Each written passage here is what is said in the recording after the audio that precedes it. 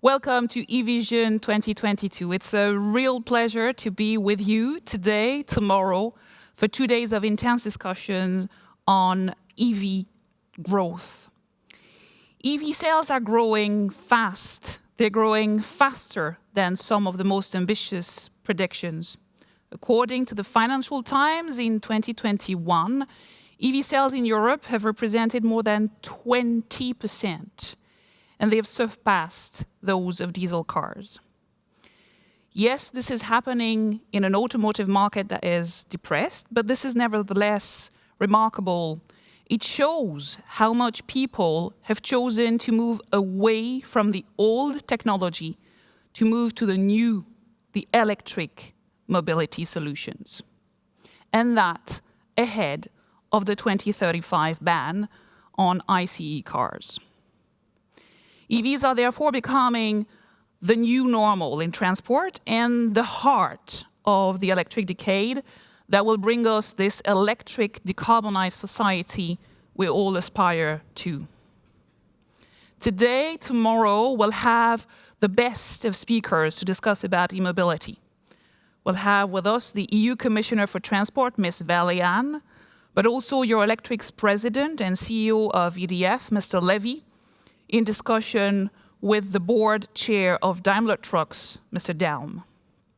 We'll have also all the key actors of the e-mobility ecosystem, DSOs, policymakers, investors, charging point installers, etc.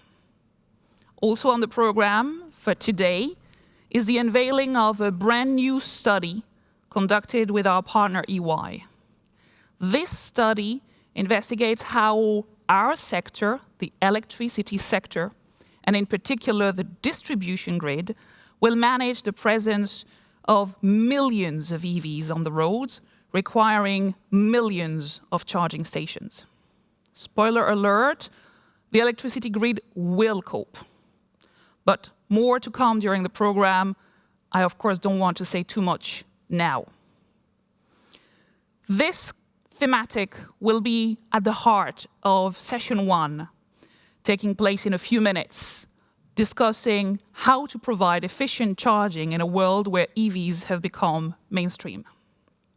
A last few words, however, before we start, to tell you that beyond this event, EVision is also a business hub of Eurelectric, bringing together a large array of e-mobility players discussing all year long the key e-mobility developments, and you can see them on this screen. If you are interested in joining, obviously, you're welcome. Words also to thank you for being so many with us today. More than 1,000 of you have registered to this event. Thank you so much for being here. And a warm thanks also to our main sponsor, EY, and all the other partners joining us on this event, including Drives, EDF, EDP, GREV, PPC, and Siemens. Thank you so much for your support. Last point, don't forget hashtag EVision 2022 and hashtag Electric Decade to share all your views, all your thoughts on e-mobility during today and tomorrow. I'm now delighted to hand over the floor to Christian Ruby, Secretary General of Eurelectric, and EU Transport Commissioner Adina Vălean for a first exchange. Let's listen to them.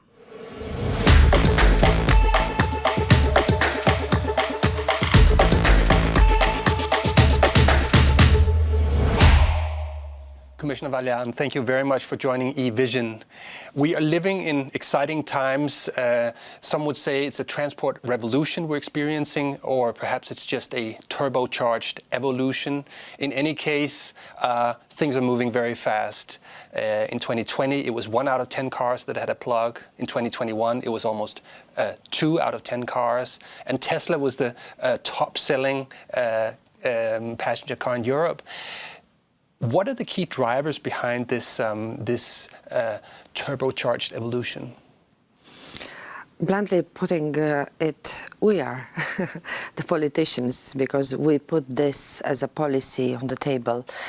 Let me explain very shortly that it's true that we have this Green Deal. We have been asked by the member states to find a way to reduce the emissions in a dramatic way, to have our continent become net zero. So this means we have to put there on the table some measures. The transport itself is asked by 2050 to reduce its emissions with 90%, and that's a tremendous change in all transport modes. And of course, when we are talking about vehicles, we know that electrical vehicles are there. So by putting in place policies in this respect, we are giving a signal to the market, to the producers, and to customers that one possible and actually quite at hand future is the electric vehicle. This is doubled by announcements made by various car manufacturers that they are going to commit to the production of electric vehicles. There is this debate. The Commission proposed an end for the combustion engine. I'm saying there is still a debate because this has to be debated by the European Parliament and the Council itself, and let's see.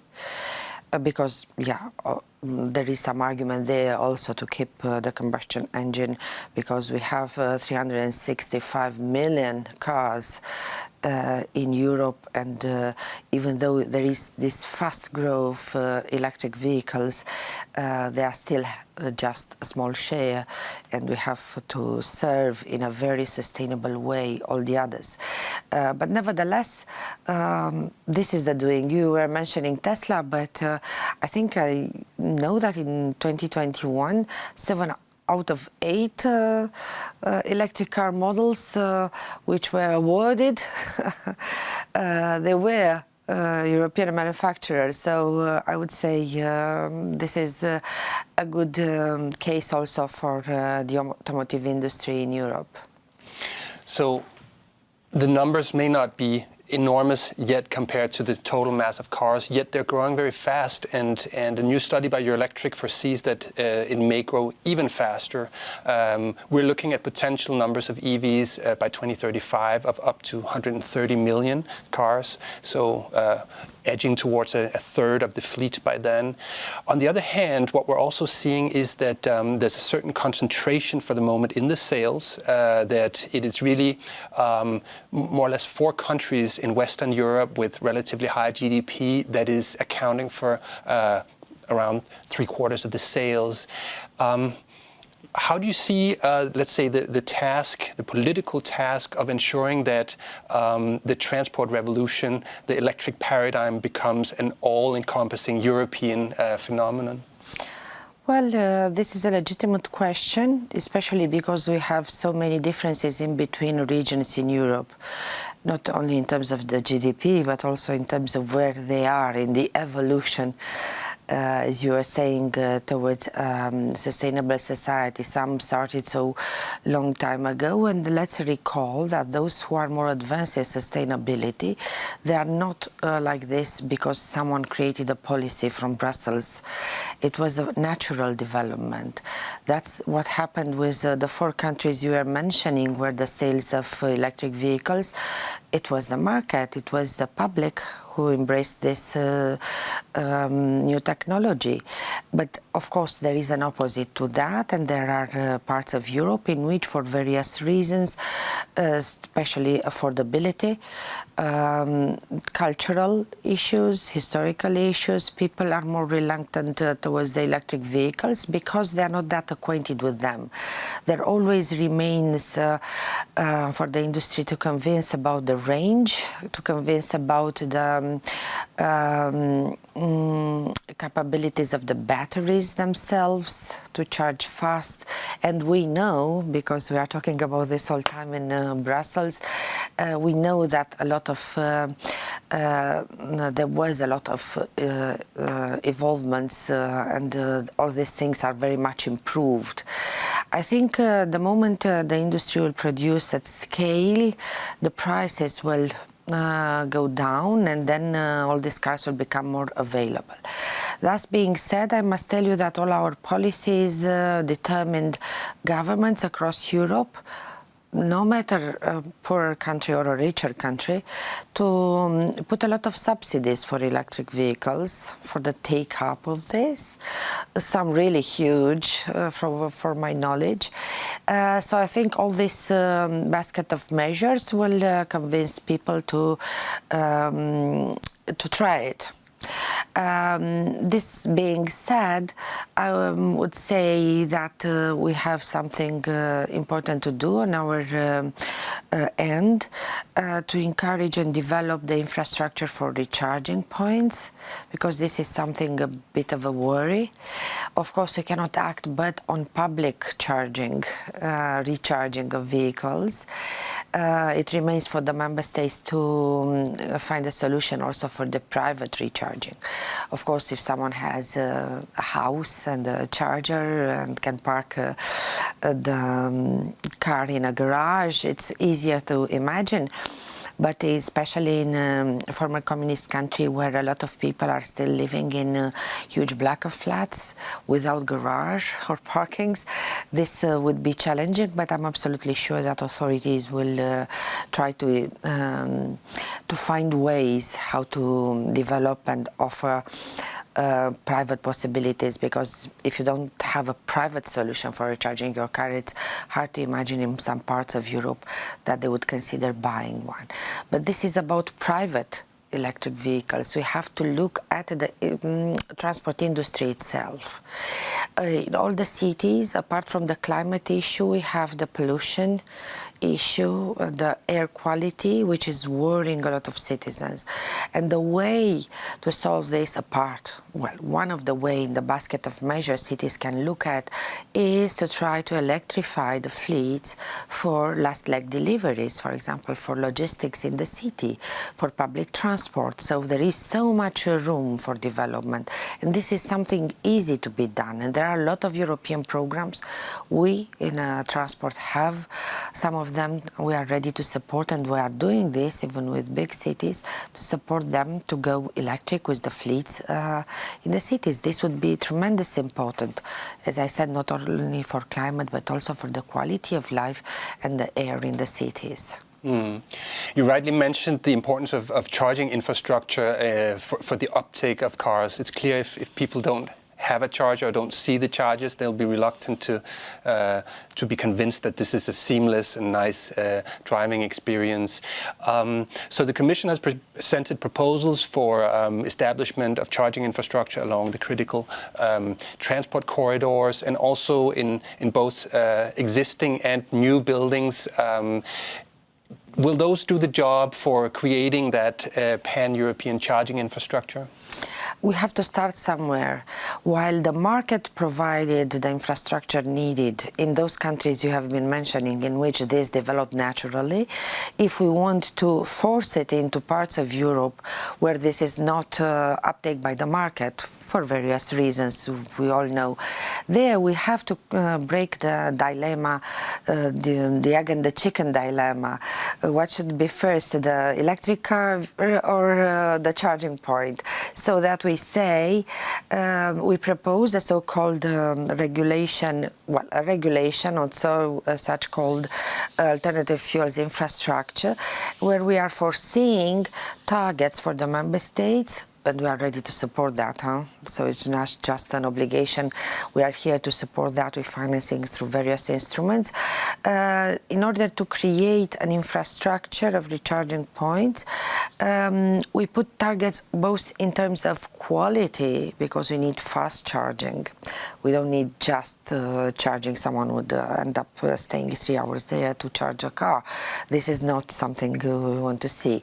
But also in terms of the density on both on the core infrastructure we have in Europe, but also in the urban nodes.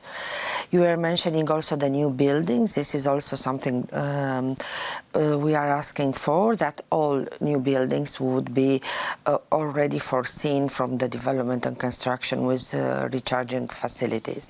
So we create the boost, we create the beginning, the push, and we hope this would be enough for the uptaking of the electric vehicles. We have a condition and the target depending also on the number and the fleets of electric vehicles being, so it's a good balance. The more electric vehicles would be, then also the targets will grow. But as I said earlier, this is foreseen for public infrastructure. I'm very confident that we will succeed, because I already have seen in the recovery and resilience plans of member states, they presented for the next generation financing, you know very well. I've seen a lot of plans and for installing this type of infrastructure for recharging vehicles.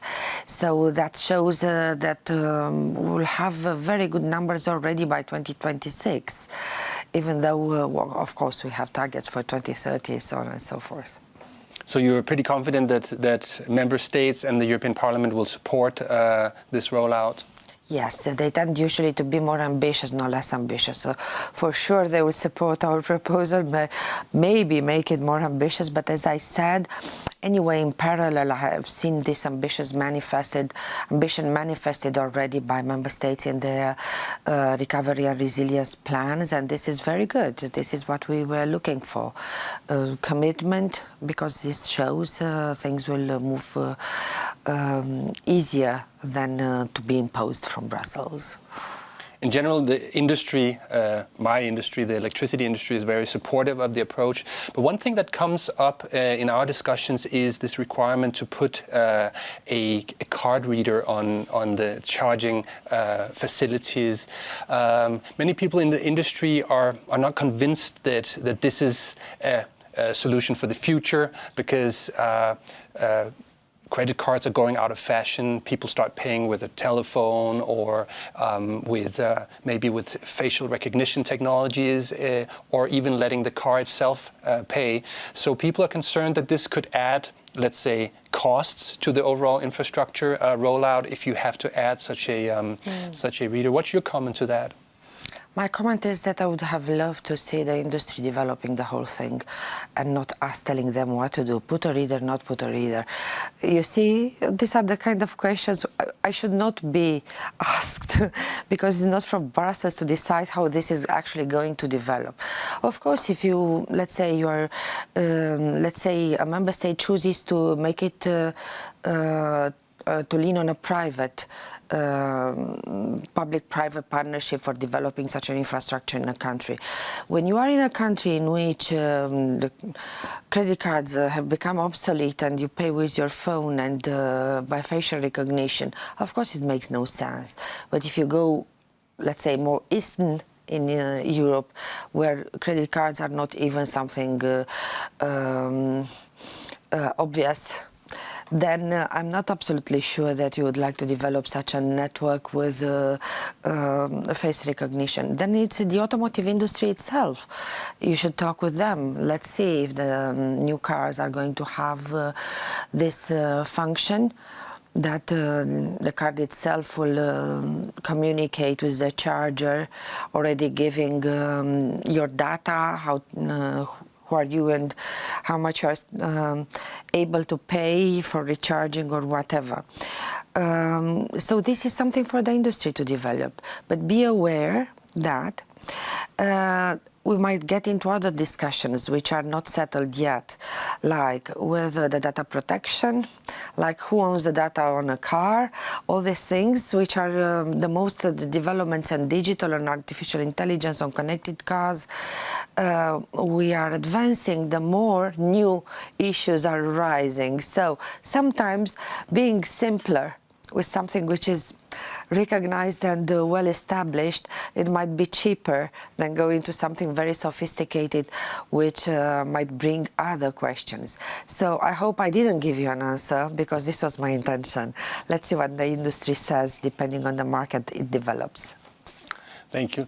Regardless, this is going to require a big effort from everybody, from the policymakers, from the car industry, from the electricity industry.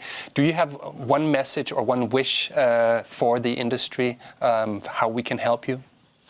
Well, as you can see, we put a huge bet on you. So what we are expecting is that you deliver for all the transport modes. We all need green electricity in Europe in huge volumes. We put all your trust and your bets on you. So my message is, we are counting on you to deliver, because we depend so much on your deliverance for all our ambition in transport industry. I think I can say on behalf of the industry, we'll do our very best. Thank you very much, Commissioner Vălean. It was a pleasure. Thank you.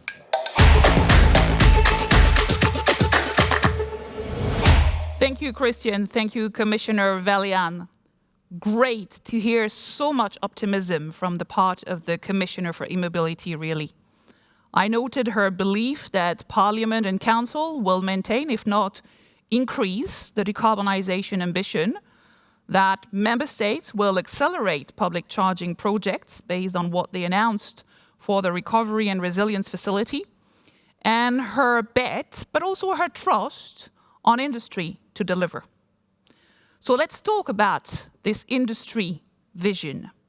We have now with us two leading figures of the electricity and the automotive industries, Jean-Bernard Lévy, CEO of EDF and President of Eurelectric, and Martin Daum, Chair of the Board of Management of Daimler Trucks, for a 360 discussion on how our industries will together accelerate e-mobility. Gentlemen, over to you.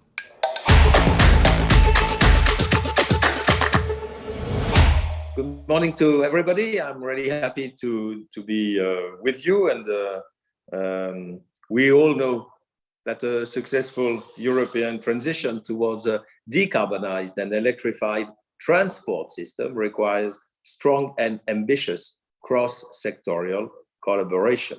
And this is why today I'm really happy and honored to be joined by Martin Daum. Martin is the chairman of the board of management for Daimler Truck. So we will discuss how e-mobility is impacting our sectors, what we can do to accelerate its uptake. And maybe, Martin, I'd like to welcome you here and also to ask you first, how can we manage this chicken and egg issue? As we know that infrastructure deployment may threaten the shift towards e-mobility. At the same time, we need to resolve this bottleneck. What are your thoughts regarding this situation? Thanks, Jean-Bernard, to have me in this meeting. And you really start right away with a really, really interesting question. I think I myself coined that chicken-egg problem a couple of years ago when I did in a groundbreaking speech about e-mobility, where I said from the trucking industry there are three things which are important. That is a broad offering from the industry, that is the availability of an infrastructure, and that is what our customers call total cost of ownership. Here, the cost of the trucks is as welcoming as the cost of electricity versus the cost of diesel. 3 years ago, and I said these three factors are linked like a multiplication. If one element is zero, the entire product is zero. And right at the moment, 3 years ago, everything is zero. Yeah? And then I continued and said, and we as Daimler Trucks, but meanwhile I can say we as the trucking industry are going to change that. The product offering is there. It's growing by the months. Yeah? There's not a single quarter going by where not one OEM is announcing a new electric truck. But the numbers of trucks we are selling are still in the low 4-digit numbers, giving a total market of 300,000 vehicles in Europe. This is nearly nothing. Why is this the case? Because the other two are still lagging behind. And here, the biggest one is certainly the infrastructure itself. We see an enormous investment necessity coming upon the electricity provider to get the right amount of electricity to the points where truckers want to charge their trucks. And that could be either depot charging, where overnight you have to charge, I would say, 20 megawatt into a couple of trucks sitting on the same thing, or you need them on the road, where again we are talking, if I look at the number of trucks on long distance and needing electric energy, we are talking about 10 megawatt, 20 megawatt provision of electricity at one single point to charge. Is that something that scares you, or is this something that excites you? It's a good question. I would like to say both. It's very exciting because we will have EV penetration grow quickly for trucks, but also, of course, for other types of vehicles, cars, of course. Yeah. And that will mean electricity demand will grow very quickly in Europe, in the US, in Asia in the next few years. But at the same time, it is scary because we don't want that congestion risks will endanger our grids.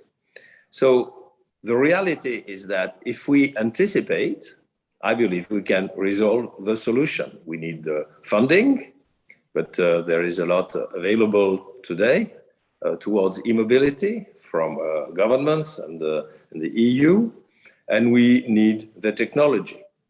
And then we will hopefully be able to avoid the congestion when millions of EVs will attempt to charge simultaneously. We need the planning, we need the money, and we need the technology. I believe that smart, flexible solutions already exist and will be able to mitigate that risk you are mentioning. We can implement managed charging, either via supplier-managed smart charging or a user-managed response to time-of-use tariffs. Well, of course, users will respond to variable tariffs according to the time when you want to charge. So this will be a good way to implement what we call load shifting, which also people call peak shaving, so that the peak load will be dampened up to maybe 20% or more when compared to unmanaged charging, when everybody, maybe in the beginning of the evening, starts charging at the same time. So we will need the help of technology, the support of technology to achieve that.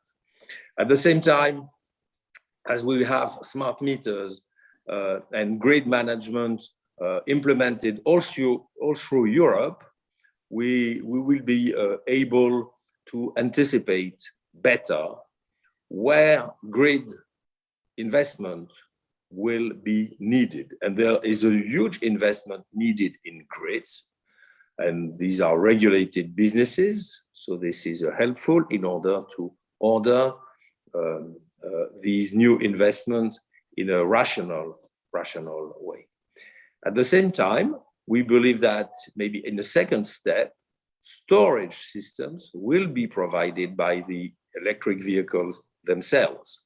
And the storage within the vehicle can provide very valuable services, reducing the charging needs locally and supporting a reduction in grid investment in order to avoid that very costly marginal investment on the grid.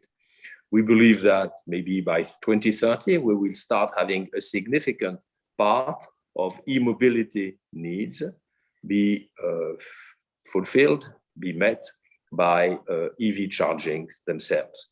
So we believe that if it is done properly with anticipation, with planning, with some government subsidies in order to achieve the early steps of this implementation, and with a good cooperation between our two industries, you in the electric vehicles, us in the grid, storage, and of course generation management in the utilities, we will be able to provide the right services in order to incorporate a very efficient charging service towards our common clients. I would say one of the difficulties we will face is certainly to align the timelines, but we are back to the initial chicken egg problem. I always publicly say for our industry, it takes about 4 years until we develop a vehicle. How long would it take for you to get a new high voltage line across France or Germany? What are your time, in what time spans? Yeah, high voltage lines and new generation capacity is obviously an issue, and I want to congratulate the car industry for its ability to develop so quickly a new vehicle, which is obviously a very complex object. At the same time, it is true to say that due to environmental permitting difficulties in our industry today, it takes much too long to implement a new infrastructure, whether these are grid connections, such as high voltage lines, or whether these are significant generation infrastructure. It's true to say that on the top of the priorities of our industry in Euroelectric, in this area of how we look forward, the top priority is to ease out permitting. Permitting constraints today are really a major concern to the industry. I think what I'd be interested also to discuss with you is how you see your own role with respect to the vehicle. How do you see a total cost of ownership be implemented in your industry as a key driver towards e-mobility, considering that obviously the various parts of the value chains are moving? What are your views regarding the total cost of ownership and the value proposition of your own industry, Martin? I mean, first of all, our value proposition is certainly selling the absolutely best trucks to our customers, right focused to their individual needs. That is not changing. That was in the old combustion engine world the same like it is in the new world. And trucks means always the full lifetime. Yeah, a truck runs 1 million kilometers over 10 years. Yeah, this is a long-term investment. I tell always my people the purchase of a truck is the most important decisions our customer are doing during the year. And if they do the right decision, they prosper. And if they do the wrong decision, their business is in jeopardy. Yeah. So this is a huge responsibility. So that will continue in the old age as well into the new age. On top comes certainly at the moment especially a lot of consultancy. Yeah? There's a lot of insecurity with the customer. What does this mean for me for charging? Are my routes the right thing? I go often to, one customer drives often to southern Spain. Do I get then the charging there? Yeah? Others are just in one city and there's an issue. Every truck comes back at home to my depot.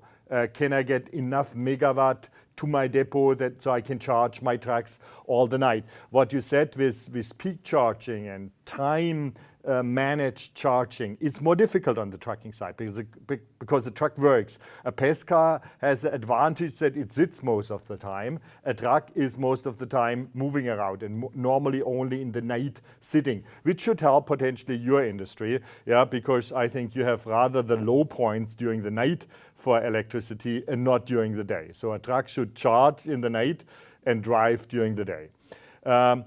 There is consultancy. I have no clue how that consultancy continues 10, 15 years down the road.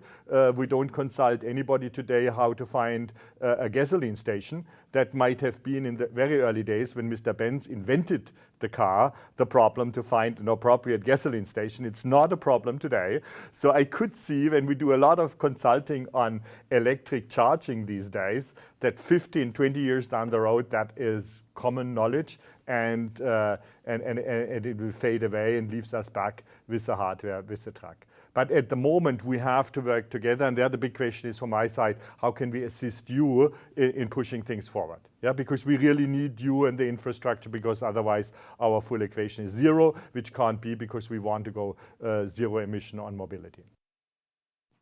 Yes, I quite agree with you. In 15 years, you will not have any more this sort of anxiety. When I find a charging station? Is there going to be a slot for me? Of course, when you have to fill up with gasoline, you wait 5, 10, 15 minutes. If you have to fill up with power, you can't wait several hours. And the question is not only about charging, but also about fast charging, especially for trucks, which will, as you very rightly said, will be driven for a very long period of time, and will need a lot of power. I think the chicken and egg situation, as I said, really needs a lot of planning, and I think it's also a matter of psychology. We need to work together in order to explain to our joint customers how decarbonization is going to help them in their own business. And I think this is moving along reasonably well, but also how technology is going to help support how we can find these solutions, how we can implement these solutions. And once again, I think a lot of it is around planning. When I discuss with my colleagues at EDF working in our independent distribution subsidiary, they say, we can achieve what you will request as long as it's planned. If you ask something which is not available and you ask the grid to implement it in a matter of weeks, it's not possible. If it's a matter of month or a couple of quarters, this can be achieved. In terms of, and then there is an overall capacity. And I have to say, at Euroelectric, we believe that there is a general feeling in Europe that we are not, the regulators, the politicians, the European Parliament, don't have in mind that we will need all that huge growth in the power demand. And that means more generation, more high voltage lines, but also more local grids in order to implement this. So we are on the verge of a huge growth in our industry, and we believe this is not well accepted, not well understood by regulators, and also because we hear some voices claiming that we could have a different way of life by using much less power and leading a different way of life. We don't believe this is what populations want. At least these voices are the voice of a minority, but they do have an effect on this sort of slow understanding of the fact we are on the verge of a huge need for infrastructure deployment. And we believe maybe together the automotive industry at large and the power industry can work together in order to help this policy be implemented in a much more ambitious way. Yeah, and what we can provide from association to association is certainly the demand we see, especially from the trucking industry. I would say the low end is that about 30% of all sold trucks in 2030 will be zero emission trucks.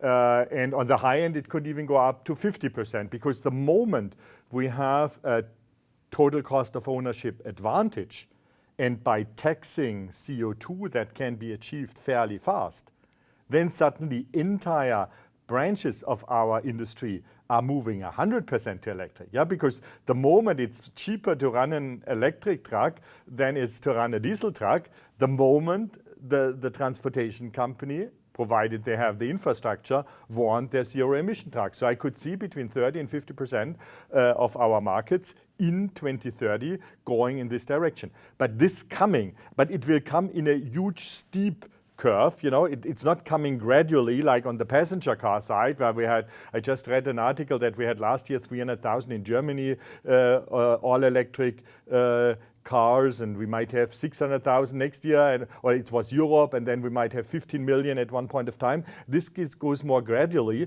We'll have a long time, very low numbers, and then suddenly a very steep uptick. And that is the worst part potentially for you for planning for that, because you can't respond overnight.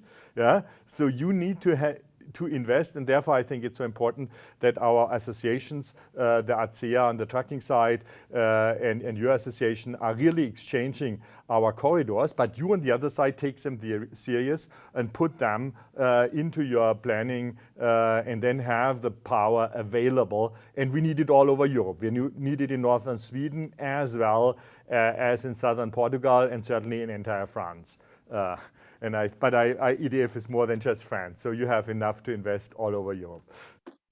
Yes, thank you. Thank you for this. I think it's true for EDF and for Eurelectric that we are a bit afraid that there would be a snowball effect all of a sudden, and that very steep rise after, a slow move, a slow rise, and then a very steep growth would be something that, as I said, would be very difficult for us to cope with, because it takes more time than we would like to organize our generation infrastructure and our transmission infrastructure, our distribution infrastructure.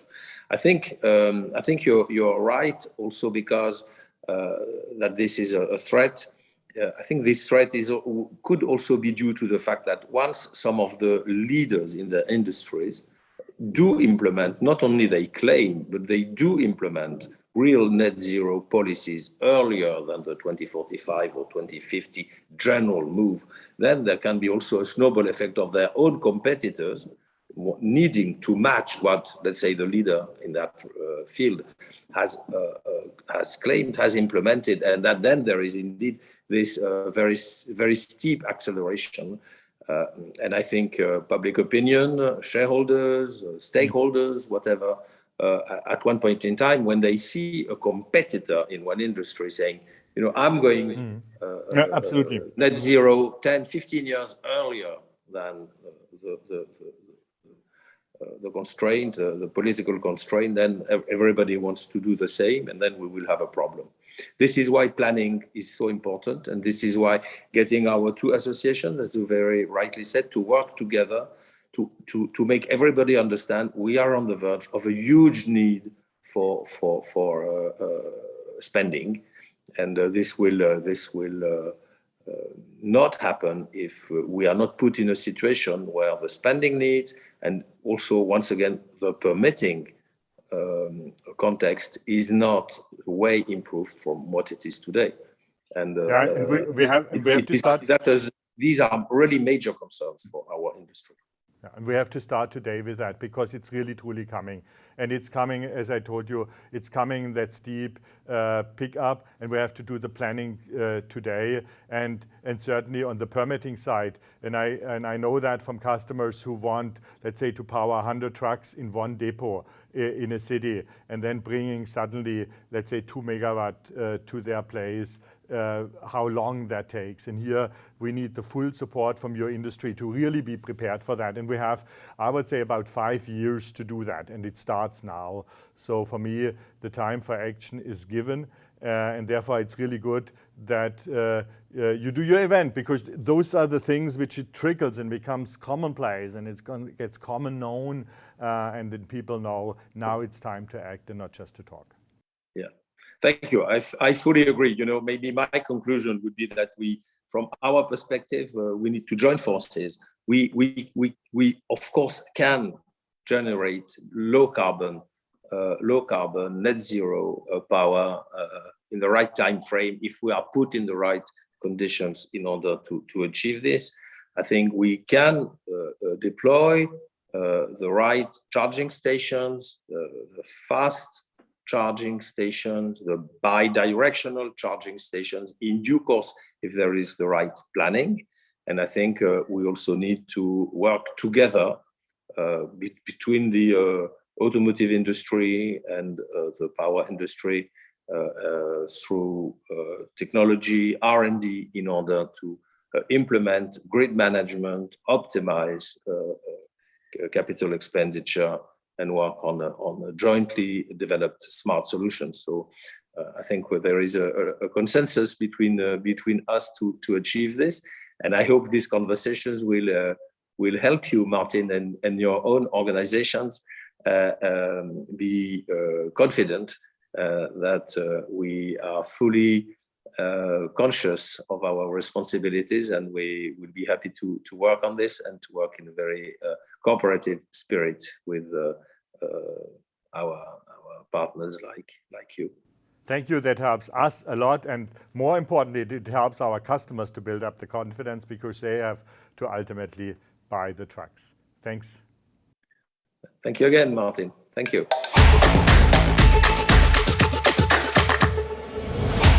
Thank you, gentlemen. You've drawn up for us a clear vision of where the challenges for e-mobility lie for both of our industries. But interestingly also, you have depicted the solutions we have in our possession. In particular, for the electricity sector, you've confirmed that the electricity grid is ready to cope, and that if destabilization would come, we know which solutions to use. These are supplier-managed smart charging and time-of-use tariffs. Let's now go in more depth into these challenges and these solutions for the electricity sector and into the role of DSOs in that instance. For this, I would like to hand over to Serge Cole from EY for him to unveil a study jointly conducted by EY and Eurelectric on the role of utilities in accelerating e-mobility. Which challenges, which solutions do we have? Serge, we're waiting for the answer.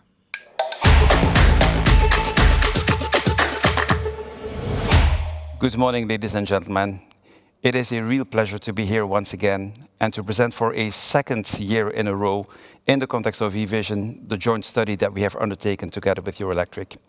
This year we have been asking ourselves the question as to what is it that utilities can do and also should do to accelerate e-mobility and make sure that we have a really, I would say, bright future in terms of electrification of transport.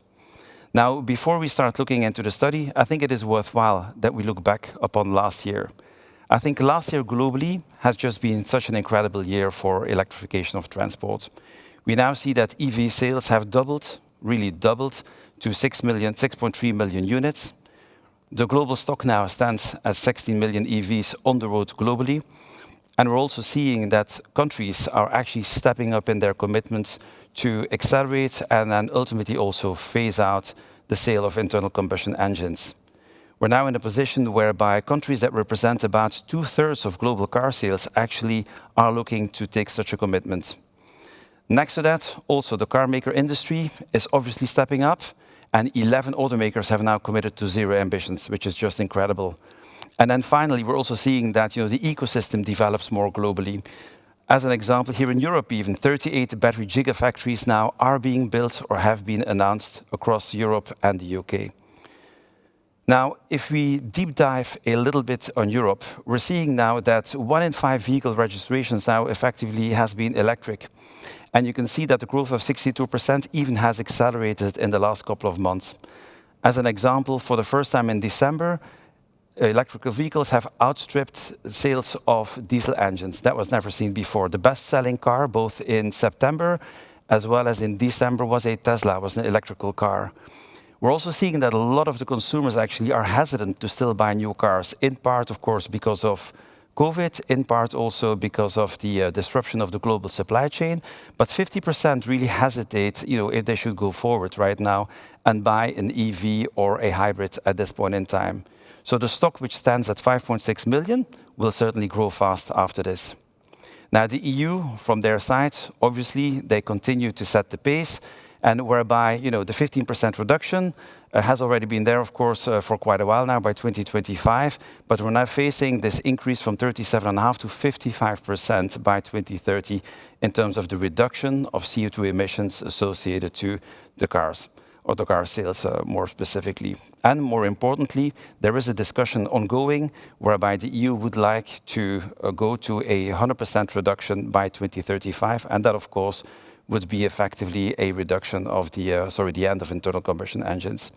The other one, of course, is still on charging infrastructure, and I just gave one example, but this is about the core highway infrastructure, whereby not just for small vehicles and light-duty vehicles, there will be a requirement by 2025 to have every 60 kilometers a 300 kilowatt charging infrastructure, but also for heavy-duty vehicles, the pace is being stepped up. There is a requirement by 25 to have the same thing for 1,400 kilowatt chargers, so heavy-duty chargers, but by 2030, those capacities pretty much will have to double to 600 kilowatts and 3,500 kilowatts, respectively. So lots of things going on. Now, the next slide developing here, I think is just incredible. I mean, you simply cannot open a magazine, a newspaper, without a week, going by that a car maker is making an announcement. You can see the logos from General Motors, Volkswagen, BMW, and so on. But everybody's really stepping up. Announcements are being made in terms of more investment, new models, phasing out developments or phasing out the sale by a certain date around internal combustion engines, and so on. But what this really tells me is that last year, I think, really has been a pivot year whereby, defensive strategies, whereby the moves that were decided upon by the car maker industry were primarily defensive, driven by penalties. Now, actually, we're seeing the industrialization and a much more bullish stance whereby car makers do see the opportunity and they're moving forward now at speed in really addressing this incredible opportunity that presents electrification of transport. And so, the other point already discussed before is this ecosystem. It's not just about the cars and the consumers and the legislation, but we can also see that the ecosystem also steps up, creating new opportunities. One of the big elements here, of course, has always been battery dependence, right? The cost of the battery is important, is decreasing fast, but we need to step up to actually make sure that we have sufficient battery stock, but also, of course, at a low price point. And with the current disruption, of course, in global supply chain, many people have been asking the questions, what about the batteries in Europe? Will be able to deal with this? The reality is, if we look at both gigafactories that are being built, as well as the announcements that have been made, they actually exceed the current predictions by 2030. There will be a requirement for about 700 gigawatt hours in battery capacity, and the announced projects, as well as the ones being built, add up to close to 800 billion, creating an entire new industry, about 35 billion worth per annum, by 2030, and growing fast after that. So the prospect is quite positive. This being said, there will still need to be this drastic fall in CO2 emissions. This is a chart that we also presented last year, and I keep on being impressed by, the dramatic reduction that we will have to see by 2030 in terms of CO2 emissions. So this 55% reduction amounts to a 10% year-on-year reduction. And the reality is that in the first year of COVID, 2020, we saw globally about an 8.5% reduction in greenhouse gas emissions. And of course, the reduction in transport was a big part of that. Unfortunately, a lot of that has been offset already, and the expectation is the final numbers are not in yet. But 2021 will really see, I think, again, an increase and a bounce back, just because of economical recovery, because of the fact, of course, that people drive around, they have more liberty, there's more commuting going on, and so on. And so the challenge remains really daunting. So we have to go faster. Despite all of the good news, despite all of the success, we need to go faster. We need to really sort of nail it. And we believe that if we are to ask ourselves the question in terms of what needs to be done, we have to go back to the customer. And what you can see here are sort of the 5 key things that customers really think are critical, in their move towards electrified transportation, so EVs. So number 1, still the upfront cost. I think we've nailed, or the industry has nailed, TCO broadly across most categories at this point in time. We probably still need some more models, but there is still a problem with the upfront cost of the vehicle, specifically in the lower segment as such. Simply, a lot of people simply cannot swallow the additional 3,000, 4,000, 5,000 euros that is required to buy the car. Now, the prediction is that by 2025 this will be sorted, but as of yet, 34% of the customers still think it's an issue. The other one, of course, is range. And with range, of course, comes a question for infrastructure. So 58% of customers think that range is a real issue. 56% also see that there's not enough charging points. 1 in 3 don't have the option also to charge at home. And of course, that is dependent on where you live, right? If you're in a city dwelling, or in an urban area, it can make a vast difference. And so 1 in 3 people basically will not have the option to charge at home. And that is, of course, dependent country per country. And, there's a lot of differences there. But broadly speaking, those 3 combined, of course, make for a real issue. And then finally, reliability. If you arrive somewhere with a depleted battery, will it work? Now, being an EV driver myself, I can tell you, it's unfortunately still a real challenge.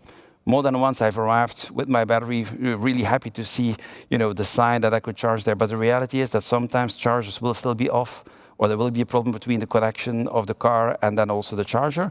Or in some cases, I've also had, for instance, the connection between the payment provider and the charge point operator, not really working well.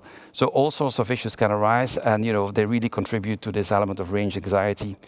So those things will have to be addressed, and we need to ask ourselves the question, why? And this is where we were really delighted that we have, again, such an incredible list of names, of people in the industry that we've been working with, from utilities to charge point operators, mobility providers, industry associations. We've had so many interviews, and they've been providing us with such a great insight as to what is it that we need to do to go faster, keeping those key elements that the customer requires in mind. So fundamentally, when we go back to infrastructure, there's 3 principal barriers that are holding back a faster infrastructure rollout. First of all, is all about permitting. Permitting delays, but also the availability and access to real estate is still a real issue. The second one has to do with delays in grid connections. And then the third one, a bit more complex to explain, I'll get to it, is the diversity of infrastructure, but also process complexity, which is actually creating investment uncertainty. And as we know, if we want to go fast, if we need to do a lot, we can't have a lot of uncertainty and a lot of complexity. So let me break that down for you. So first of all, about the delays. Very often between the roadside and where you want to put the charger, that we can have many different parties involved, from landlords, tenants, and so on, and you need to have agreements, and you need to have permits. Now, this sometimes is very easy. It could be 2 weeks, but we had many examples where it could take as long as a year. So it's not just technological barriers, which we've seen in the past, but we've now seen that this complexity has led to more bureaucracy, administration barriers that need to be dealt with. The second one, and I think a really key one, of course, is just the delay in the grid connection. So the physical connection between the chargers, they have the permits, let's imagine that, they have the solution, they have the material in stock, but of course it needs to be connected to the grid, it needs to be fed. And so, what we are seeing is that, and this was just, I think, the 3 key things that we've heard back, but, charge point connections, unfortunately, for some utilities are not always a priority. And therewith, of course, comes then delay. The process to apply and then actually to, I would say, engage with the utility tends to be very complex in some cases. And there is a real issue with lack of technical transparency. And I think this is a real key one and a real missed opportunity. Charge point operators will not necessarily know, of course, the state of the network. They will look, of course, at business cases. They will try to understand, where there's a lot of, I would say, ongoing traffic, where people will want to charge, but they will have no visibility on the state of the network. And so there is a missed opportunity to actually go for what could be the low-hanging fruit, which is actually a combination not just of customer requirements, but also, of course, network requirements. And if the 2, of course, can be met, we will see a faster deployment. We've put a quote there of one of the Nordic suppliers who actually see that typically it will take between 6 and 12 months. Now, that's already quite a long time, but it could be up to 2 years. And we've had some examples, some quotes where, in some cases it took up to 3 years to get actually the connection done. So, obviously there is a room for improvement there as well. And then comes the last one, which actually is a bit more complex to explain. So when we talk about chargers, a charger is a charger is a charger. This is not just one solution. So we have about 6 archetypes of different chargers that we've identified here, from highway corridors to fleet hubs, overnight stay hubs, residential, urban and rural chargers, as well as workplace chargers. And they all come, of course, with their own characteristics. Technical characteristics, but also commercial characteristics. And of course, cost is obviously also very different.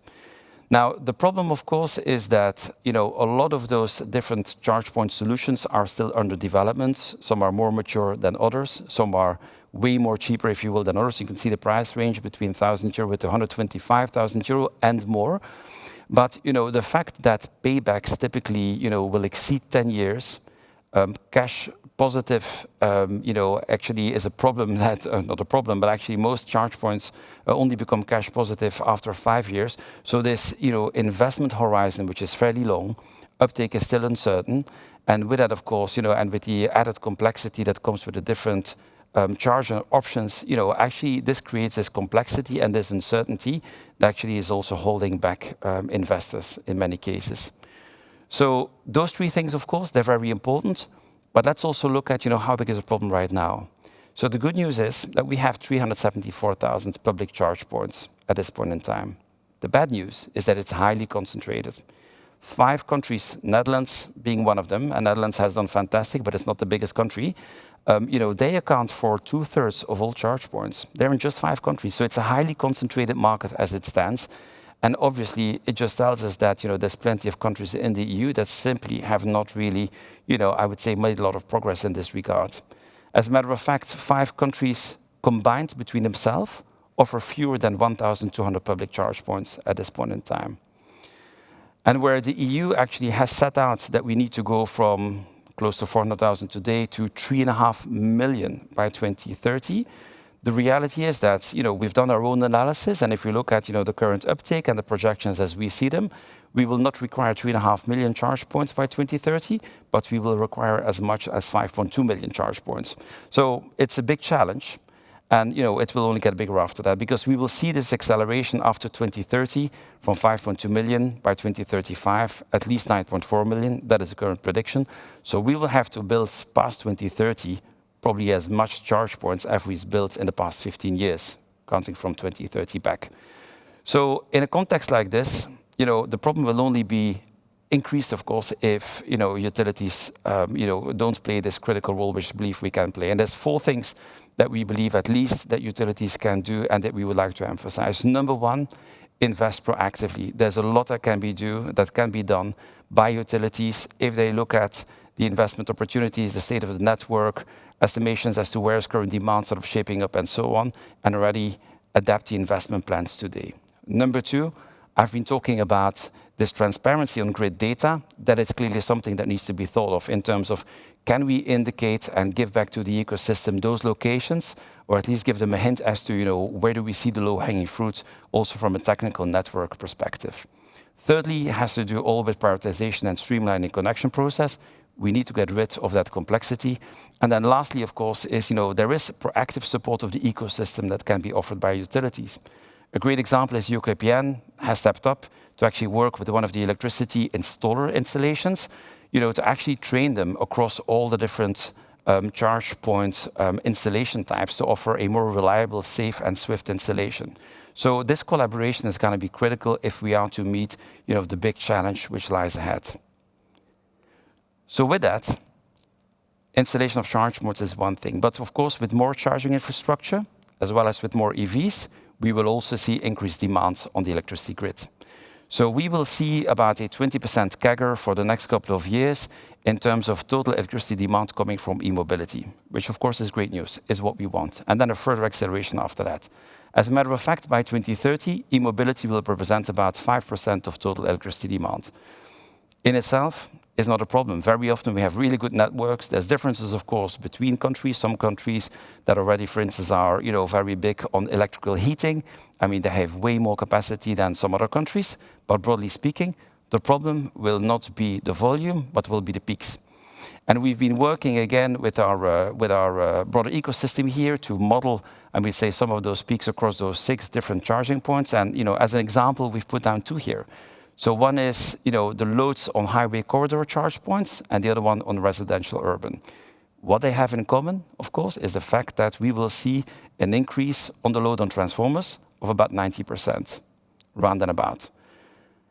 The peaks, of course, will be different, but also the ability to address those peaks will be different. On highway corridors, that's going to be way more constraints, as you can imagine, to actually deal with, for instance, with load shifting or with managed charging. But on the other hand, on residential urban, a lot can be done in this regard. And this is where, modeling then, I would say, the ability that we have to reduce peak load, you can actually see that quite a lot can be done across those different charging cases, if I can call them like that, right? And so peak load can be reduced by as much as 20%, and that will be a requirement. Now, the reality is if it's only 20%, ultimately, of course, we will require more investment. And this is where the next holy grail that I think that we've been talking about in the past couple of years, which is, having the EV fleet as a flexibility option will come into play. But first things first, we will have to focus and enable managed charging. And so there is a question if we are really ready for that. And the answer is, if we are operating in a set and forget kind of context, it's going to be really hard to enable all of this. Managed charging can come, for instance, we can send technical signals, commercial signals, and so on. But if you are to integrate EVs into the electricity system and really have the ability to address their batteries, the car batteries, and create this incredible flexibility asset, we will have to do more than just do a set and forget approach. And this is, again, where we believe that 3 things have to be done by utilities urgently. Not in 5 years or 10 years when we might see the volumes that require managed charging and then integrating EVs, but have to be done right now. We believe that utilities have to adopt a digital-first approach, meaning that in the same way as we have smart meters, utilities have to understand what's going on in the network, specifically on the charging infrastructure. There is a requirement to have real-time data available and something which you could call an EV operations center, ultimately. And this information, which will be the real digital currency, combined with customer centricity, which is a big cultural thing, of course, but also with innovation, will set up the utilities for success for the future to enable managed charging and to also make sure that we have EVs as a flexibility option. But will also deliver immediate benefits that are, again, important and really critical in accelerating the adoption of EVs and the deployments of the associated charging infrastructure. As an example, understanding what's going on those chargers that have been installed today will actually allow for more data and a better investment strategy for the charge point operators. We could also play that information back more broadly, across, to the end consumer. Right now, if I want to understand I would say the utilization of specific chargers as well as the availability, I will find that very hard. I mean, personally, I'm having at least 3 different commercial relationships with different providers. It's a very scattered market. I think in the UK there's over 50 providers, of charge point infrastructure. So, utilities can play a real role in enabling a better experience for consumers already today. And then finally, of course, understanding what's going on the network, as always, will enable for better investment planning. So this is a really critical point. So we need to get this right now to make sure that we are future-proof. And this will also, in turn, make sure that we develop also short-term benefits. So in conclusion, there's really a lot that utilities can do. I'm certainly not going to drain the slide here, but if you just think about it, utilities have always been crucial and will continue to be extremely crucial in the development, of the electrification of transport. And from those initial grid investments, making sure that the installation goes simple and swift and without bureaucracy and so on. I mean, there is a requirement to keep the customer in mind and to make sure that utilities actually enable the interoperability across different charging networks, as well as, of course, by making it smart, they will also enable for more innovation, more benefits for the customer, as well as for the broader ecosystem. With that, thank you very much, and I really look forward to the questions after this.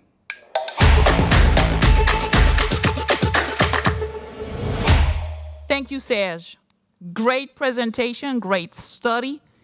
Even if it contains some daunting figures, I noted that you mentioned 130 million EVs by 2035 and 65 million charging points by 2030, out of which 9 would be public chargers, compared to today 360,000. So we're talking of 25 times more public chargers in the coming 8 years. The congestion risk will therefore increase, and difficulties might appear when the charging peak coincides with the general electricity peak. For this, managed smart charging must urgently be deployed, and DSOs clearly have a critical role. We have gathered now a panel of experts to discuss these conclusions, and I'm happy to hand over to you, Christian, for this panel to exchange and present their views.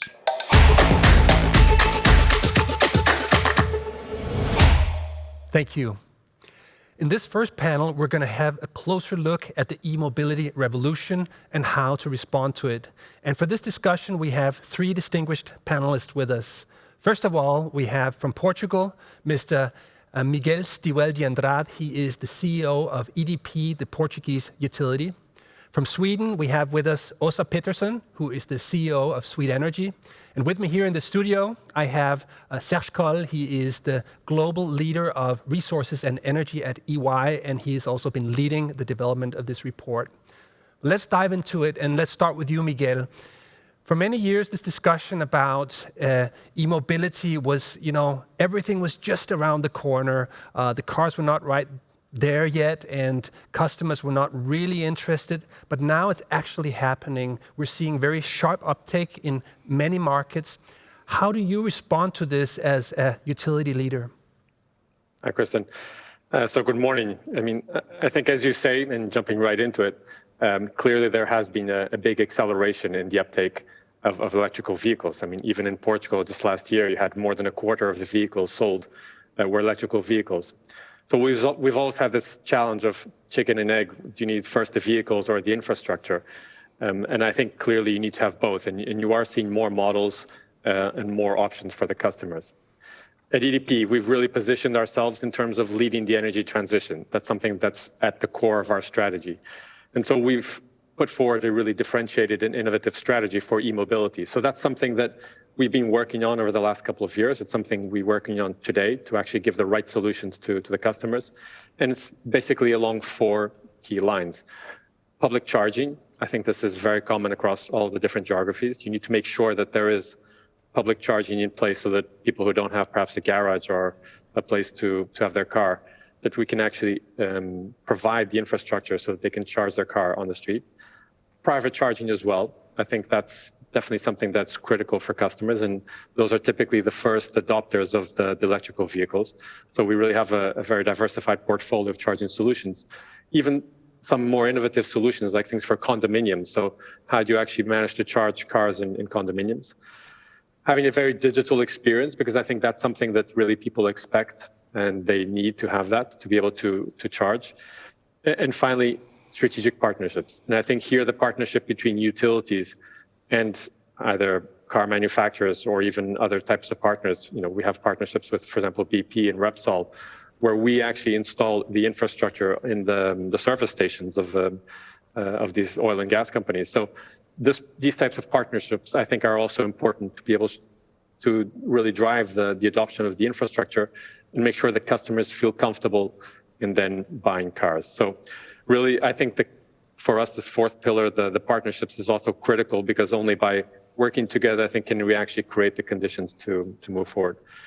So on our side, finally, we're 100% committed to the electrical vehicle. We've outlined we'll be electrifying 100% of our fleet, which is over 3,000 vehicles, by 2030. And most of our heavy duty also by 2030. So around 50% will also be done by that time. So in terms of innovation, there's a lot of work to do. In terms of infrastructure, a lot of work to do. We see our role as facilitating the adoption of the electrical vehicle by our customers and working with them to make sure that this happens. Very interesting. So when you look at this rollout of infrastructure, of course, there's also some implications for the grids that you also are operating as a utility. How do you see that connection, and how do you see the need for potential reinforcements, modernization? Is that an issue on your radar as well? It's a challenge, but it's certainly not impossible. And I think it's, as they say, if there's a will, there's a way. So it's a question of investment in the network in terms of the hardware. It's also a question of investment in terms of the software, in terms of the intelligence that you put on the network. So that's something that I think is perfectly manageable. As I say, there needs to be clear and efficient regulation. You need to have the incentives in place. You need to have certain good policies to incentivize the companies to move along this path.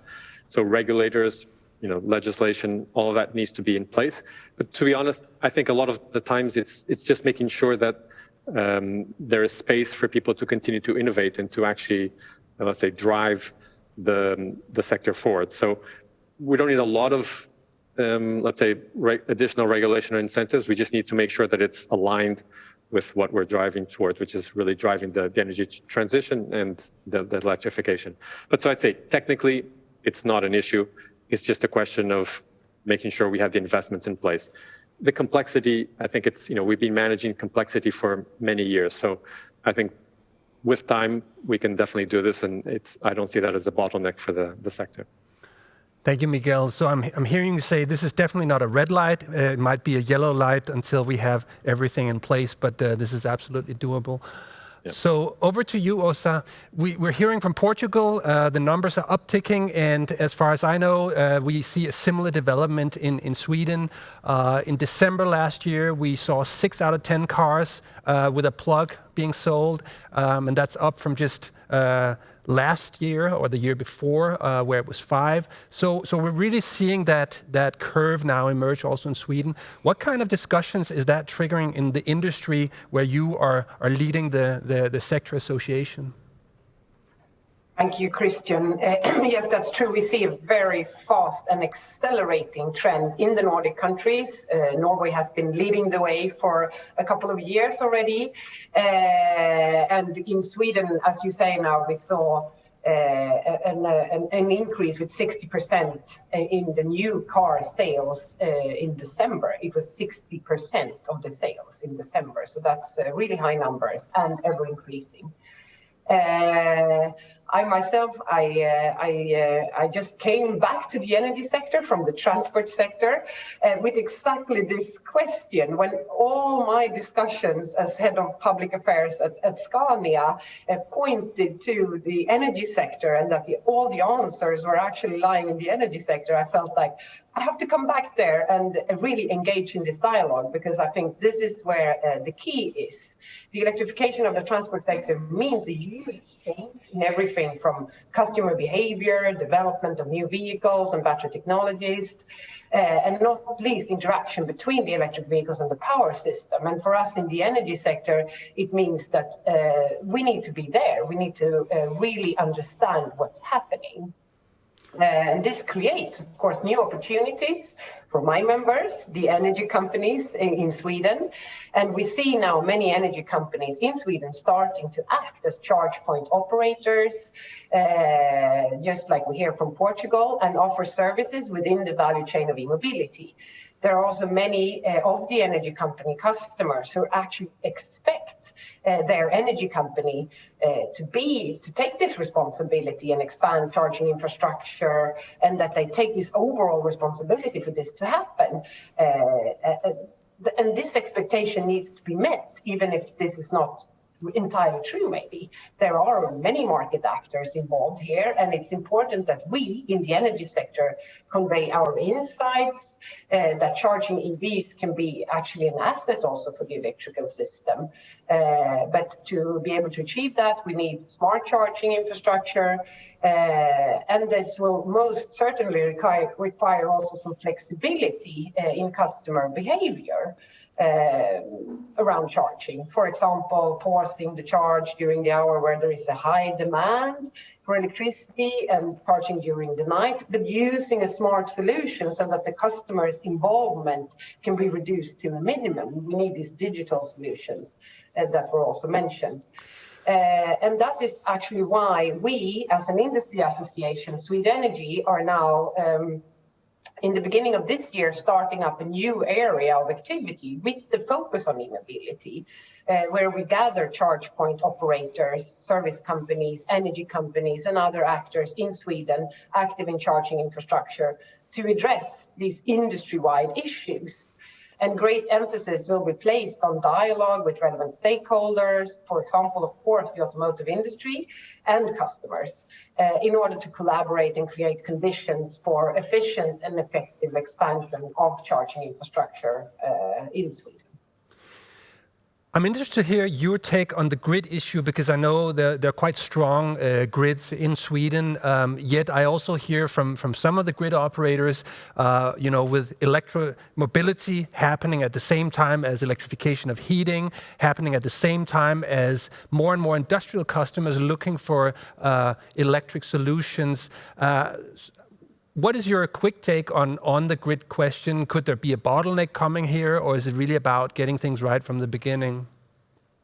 Well, I think both those things need to be done. I mean, of course, we need to expand the grids. If it was only the electrification of the transport sector, I think we could manage this with flexibility and building in the right solutions from the beginning and in cooperation. But now we see this huge demand for electricity happening in Sweden, actually doubling in 20 years. And this means, of course, that we need to build more grids. And we have actually huge also renovation needs of the grids, but we need to build more grids on all levels. So the investments in the grids are becoming a topic that we're discussing more and more in Sweden, together with all stakeholders. Is that fact, let's say, also driven home with the regulators? Are regulators aware that this needs to happen and with some speed? Yes, but the issue is really the speed. We are aware, but we also are very aware that the permitting processes are a huge challenge. I mean, today it takes up to 10 to 12 years to build a new grid.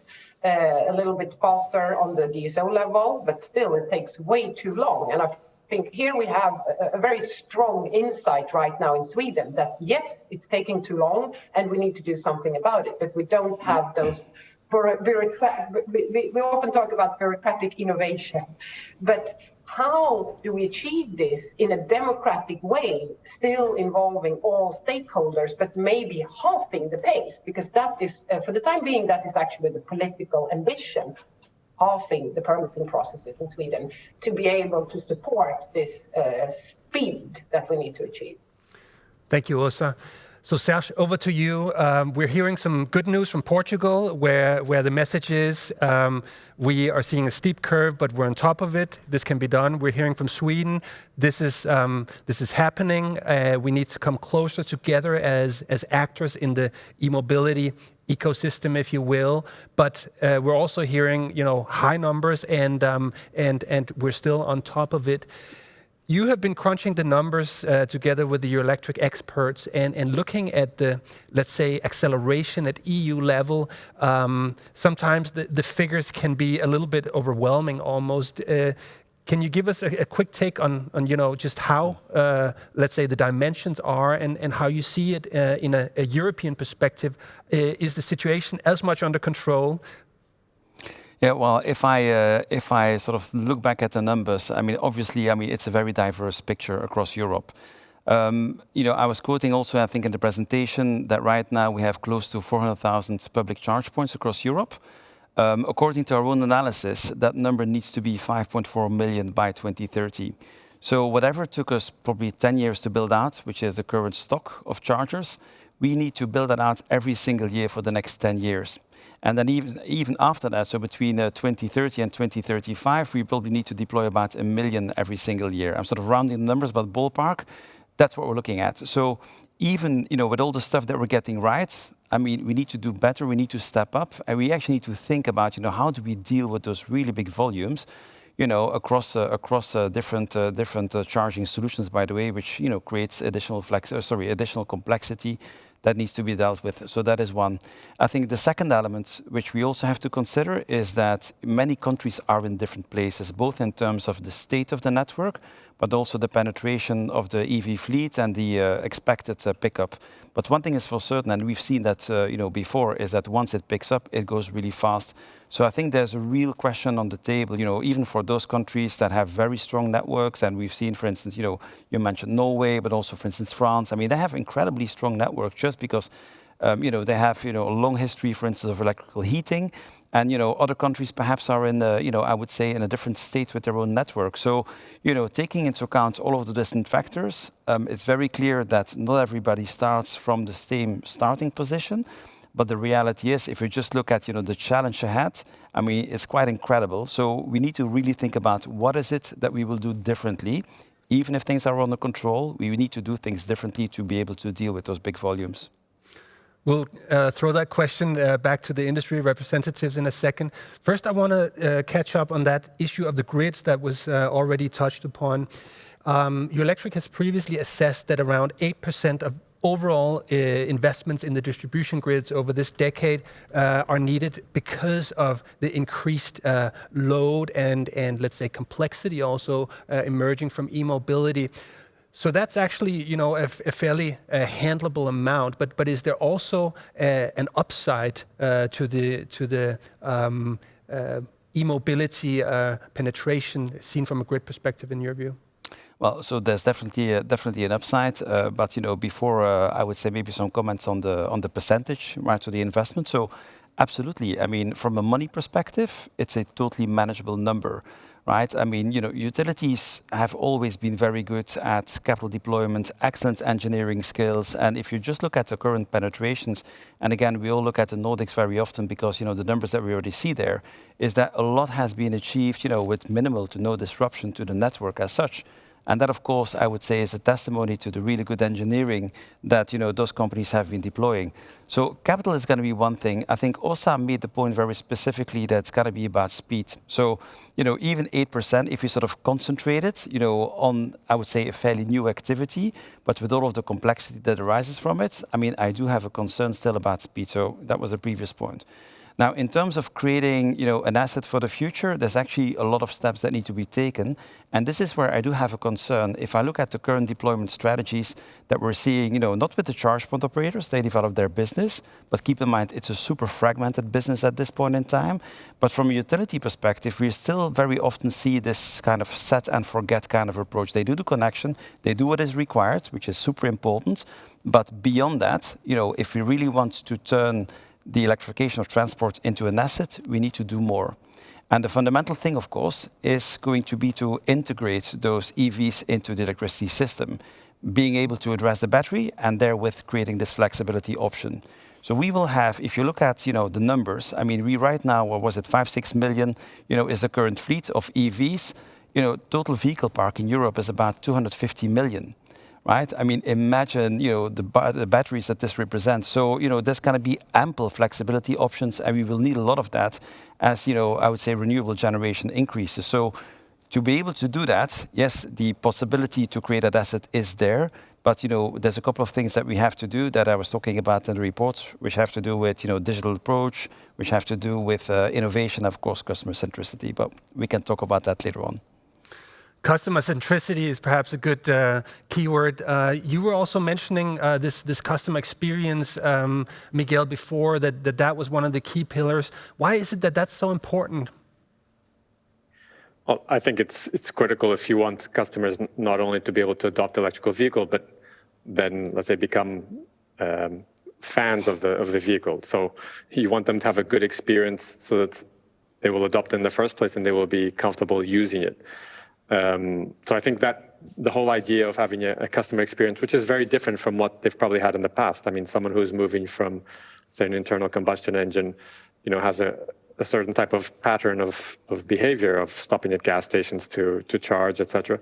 And they move into a completely different pattern where you're charging either at home or in the office, but sort of just the way you manage that is very different. So I think having this orientation towards the customers, trying to find ways that they can actually get comfortable with the electrical vehicle. It's not with driving it, it's with owning one, or at least using one, is critical. And we found, we've already been working with customers for the last couple of years, and the truth is there are lots of bottlenecks. Trying to charge find a public charging point. I think it was mentioned we need a lot more. So people searching for a charging point, how do you facilitate the search, or how do you facilitate actually finding one that is available?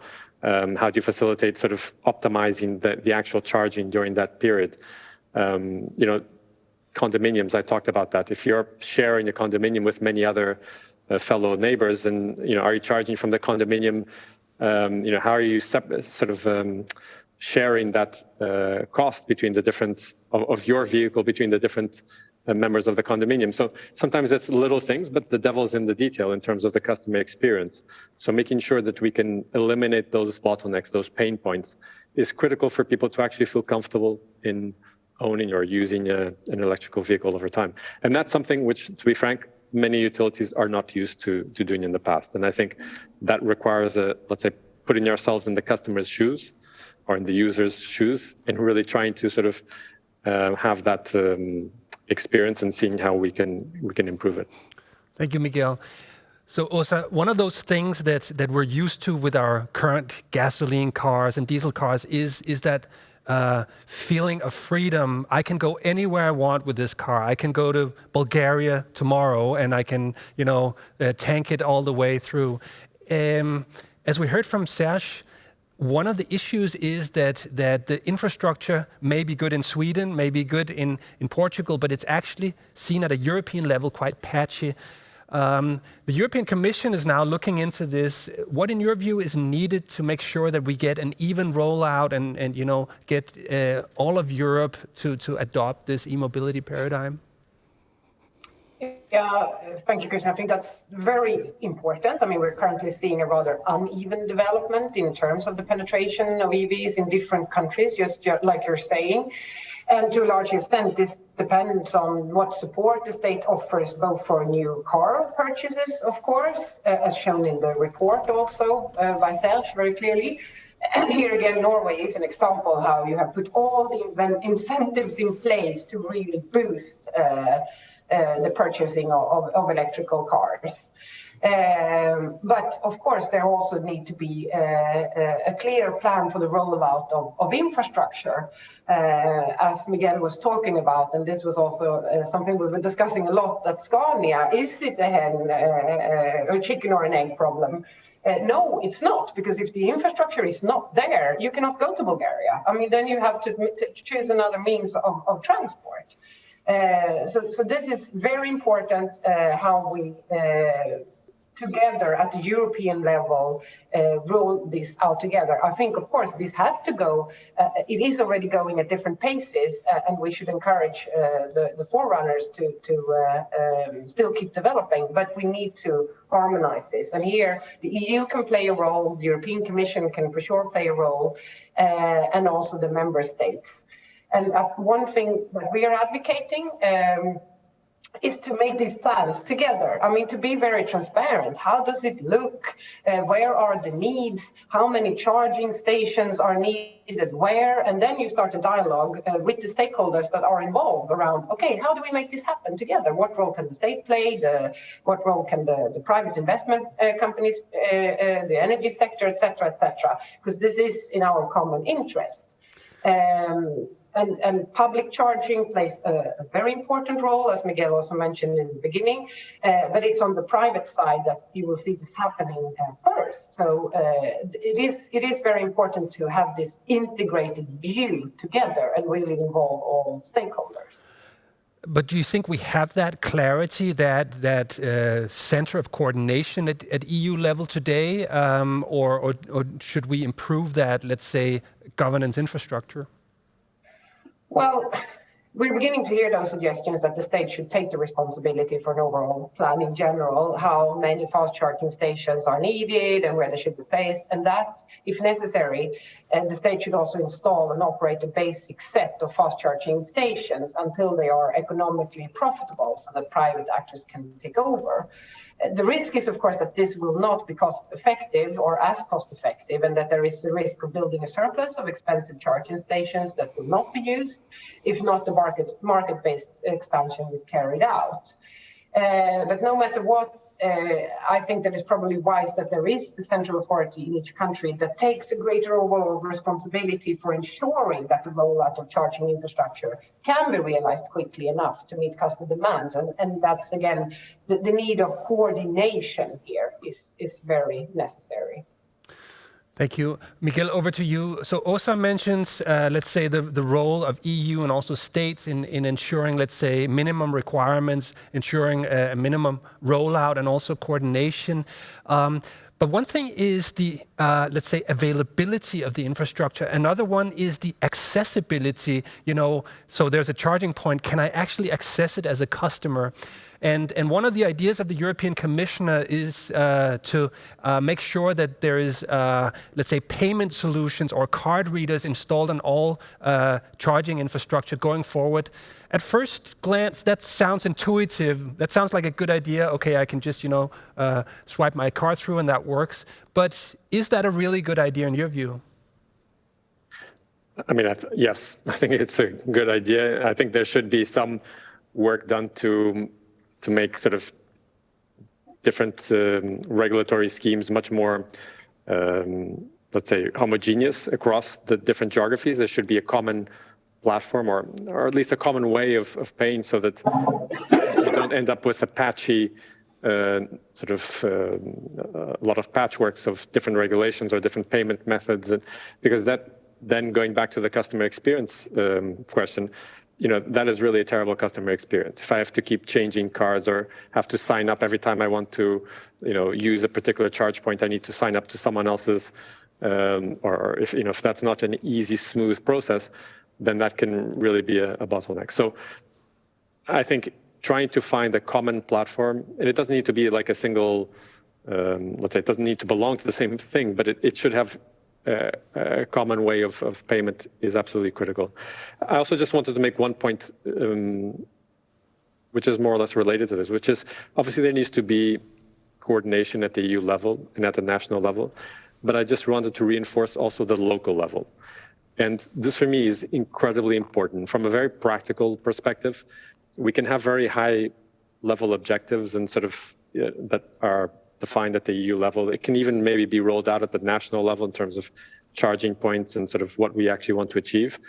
But then if the local stakeholders are not involved, this can be absolutely impossible. This is true for electric mobility. It's true also for things like renewables. I mean, the local level becomes incredibly important and is an incredibly important stakeholder because a lot of these charging points will be located, for example, in municipalities, or they will be the ones who will be permitting and licensing that real estate, if you want. So making sure that we have them on board and that they are fully aligned with this is absolutely critical if you actually want to, to be able to roll out at scale.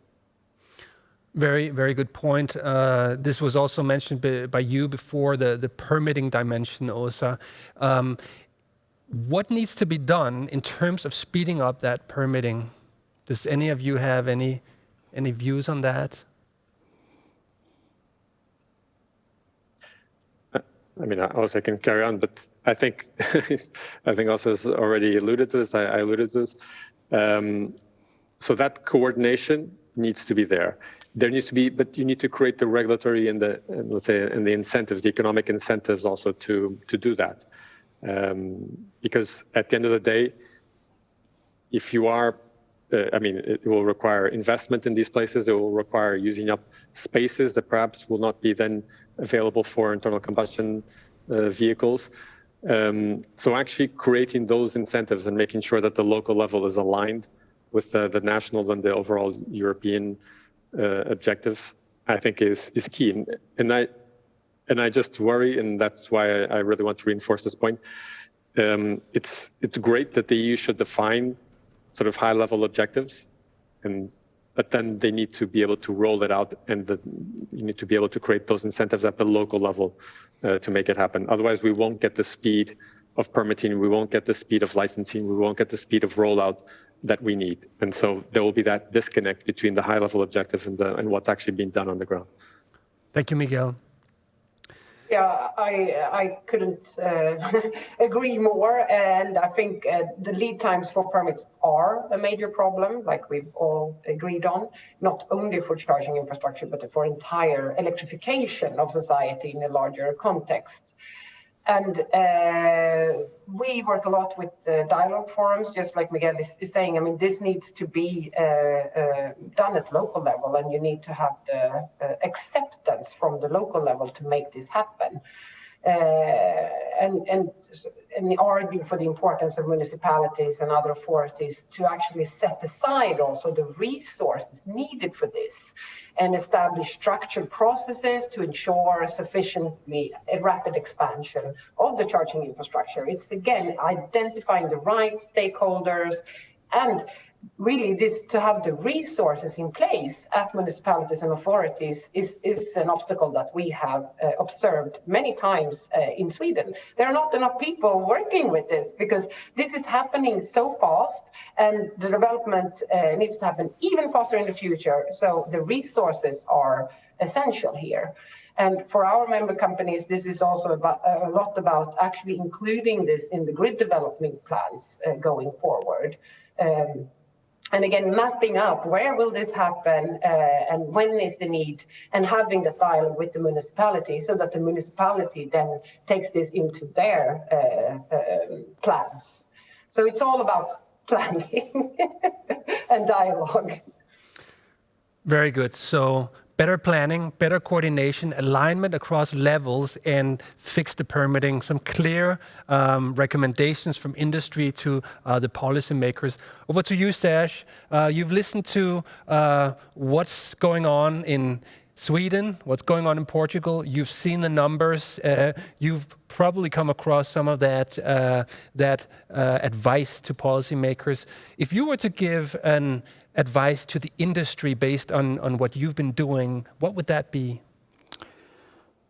Well, it's a big question because the industry, of course, is many different players, and I think also as Miguel and Åsa have been saying, I mean, it's actually a very broad ecosystem that needs to be tackled. Let me just echo first of all one of the comments that they both made regarding to the local dimension. I mean, people have actually seen also in the context of COVID that we can actually live differently with less traffic and that it's enjoyable. And so the role of city planners, I mean, is going to be super crucial in this regard. And so far, I mean, we've had this sort of breakdown of the, I would say, of the different parts of the value chain where everybody does their own thing in a traditional way. And it's this element of collaboration that needs to be sort of structurally organized. And we have to think creatively. I mean, just as an example, if you think about, some of those newer questions, you were talking about payment solutions. I mean, there's actually different ways to solve for that. And the reality is that we're starting out with in the context of innovation. So there's a highly dynamic environment. And so the number of, charge point operators in any given country is just incredible. I mean, if in the UK, there's like 50 or 60, I forgot the exact number, but it's dozens, I would say, in any case. But, actually, if you want to solve for this, payment is one thing, but you could also go for some sort of roaming solution. I mean, that could also work. But, whichever way you look at it, I mean, this shift, and this is, I think, when you think about, advice to the industry, if I, would allow myself, is really to sort of scale up, I would say both in terms of volume, to simplify, to standardize, and, to really raise the game. That is, for me, the most fundamental thing.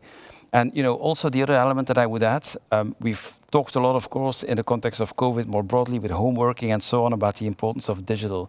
But I can only emphasize that this, all of this, what we're basically planning to do, I mean, will only work if we implement digital. As much as we need to reinforce the network, as much as we need to create those new connections and so forth, to really make the system work and to drive out all of the value, I mean, digital, so real-time data will be the new currency. And this is where I think, the regulators also, for instance, because they're part of the industry as well, of course, I mean, they need to also think about, the key role that utilities can play in that regard. And I think they're ready for that and they're waiting for it.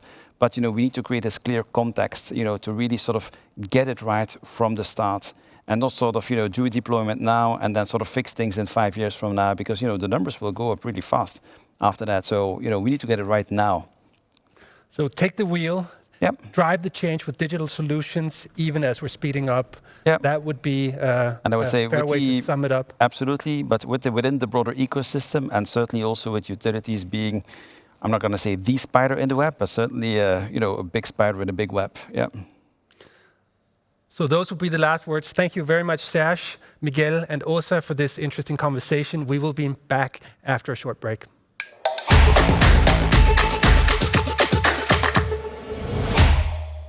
So, session 1 of EVision 2022 is now over. And I'm glad to have with me our e-mobility advisor, Michelangelo Avetta, for a quick exchange on all that we have heard. Michelangelo, what do you make of the ambitious statements we've heard during this session? Thank you, Gail, for having me, and thank you, everyone, for listening to this first interesting session, I suppose. What we have heard is that e-mobility is not a future reality, but it's a reality of today. What we need to make it, what we need to do is to make it happen as fast and as comprehensively as possible. It's clear that there are some technical issues, for example, the resilience of the grid that we have discussed and seen also in the report that we are launching today. But most importantly, there is a change, a fundamental shift that the power sector needs to embrace, which is the one towards a more customer-centric approach. This comes with changes in the way services are offered. This comes also via a profound change in thinking about what are the issues that our customers are experiencing. And so we have heard about how the charging operations are still an annoyance. Charging operations, their availability, but most importantly, I would say, their accessibility. And here comes also the debate about the payment solutions. So lots of things to discuss, and I'm sure that the next sessions of our event will offer some more and more profound insights on these points. Thanks for having me. Thank you so much, Michelangelo. Thank you. See you very soon for session 2.